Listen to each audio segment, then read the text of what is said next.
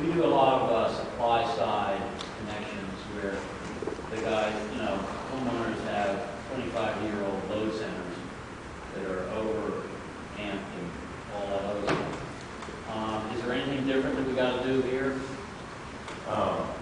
No, not really. On the supply side connection, you should still be able to put your 120 volt breaker in the panel to run it and you read it through the supply side. We usually put our breakers up on the roof. Up on the roof. They combine, effectively making it combined box. Yeah. And you For transit, in your transition box. Yeah, you could still do that. I think you got a question soon. I was thinking about that, yeah. Into the transition box. You could, and it would read it. The problem is a code issue. Having a 120 volt circuit off a 240 volt circuit can be code issues. I know in my area, I can't take a 240 volt circuit running one thing and jump on it and tap 120 off of on one lane. But that could change from area to area. The microinverter AC, right? Yes, that's what it's a solution Yeah, now. if you have the system like for AC, These are 240, 208 only. So you can't do 277. You can install a 208 volt system using a transformer from your 480 if you want to use this on a 480 volt service. But most buildings are going to have a 208. If you're a three-phase 480 volt, they've got a 208 volt panel somewhere that they have to run live in the settings. So I tie it into a sub-panel to use this. depending on the size of the system, you probably have that lifetime time Yeah. to the menu. Depending on the size and how size, what's the size of your sub panel is, what size your main breaker sub panel is. But these, they don't, we don't have a 277 volt So we're not inverter. anticipating of doing like stuff or like commercial business, stuff like that, or even I don't, Greg, y'all planning on trying to do some 277 in the future? Not in the immediate future. We've got the 208 volt, and people are using them on 277 for some transformers. Yeah. We can provide you guys some application notes on And you how can to still, wire that up. and you can still do utility, or I call it a low side tap from 480 volts, set your own transformer, and set a 208 volt three-phase panel. A little extra cost, but it can be done. How does the monitor work with the transformer? With transformers, as long as you're on the same side, say I have a transformer, I've got my 208 volt three-phase panel, or 240 volt, whatever. My breaker's going to be in that panel too, so it's still going to read just like it wasn't on the panel. Yes. One more question since we're on the topic.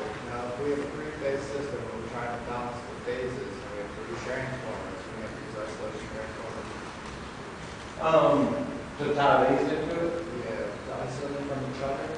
they will sync up with the three-phase. When you bring, they are 240 volt circuits, but you'll bring them down into the three-phase panel and hit A, B, B, C, C, A.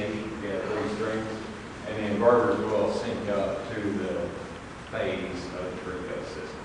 But they are 240 volt breakers, so you will have to have, insets of three. So if I was doing a larger system, I'd make sure to divide my stuff up to where everything is On equal. the transformer side, we have to isolate the individual certain phases. Yeah. Isolation transformers in one transformer. The way they sync up, I would say you do it in one transformer. Because they, That's what I thought. anything else? Any other questions, concerns? If you're mounting the data logger outside, is there any security protection in case somebody wants to come and play with it and maybe change some settings or try to? No, I don't know that. Yeah, there's no security on the LCD display. there's only so much damage you could do at that point. There is password security to prevent you from plugging in and accessing the sort of the deeper user interface.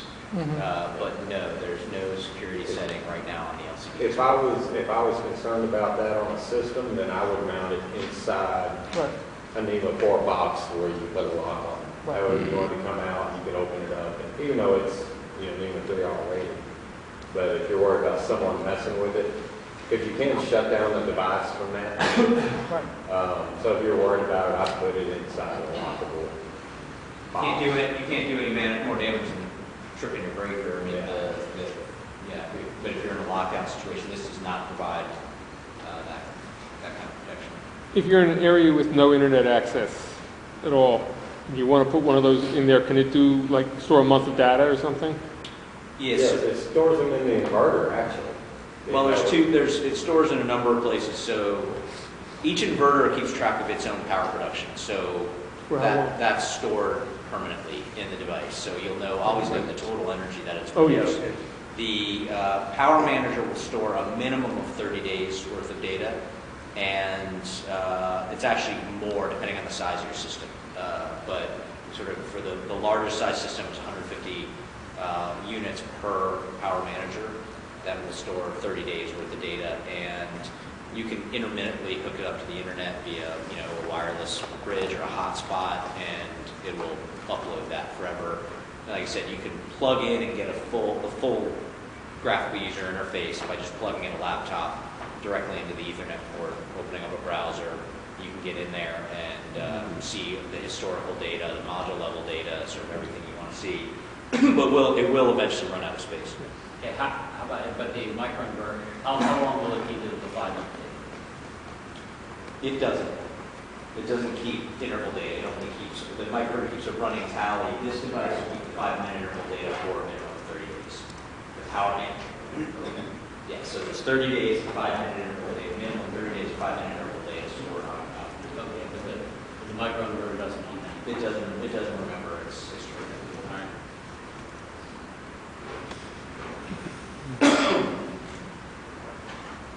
Anything else? You can go. If not, then what I need is a couple of teams to install some modules.